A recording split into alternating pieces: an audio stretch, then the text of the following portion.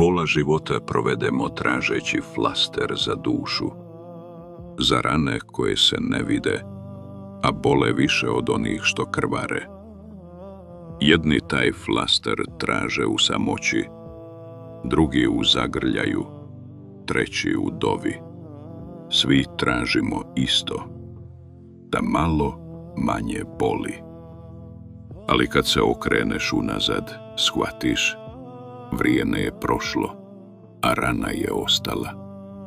Kažu ti, živi kao da ništa nije bilo, ali kako, kad još odzvanja sve ono što jeste? Zato nemoj sebi nanositi nove rane.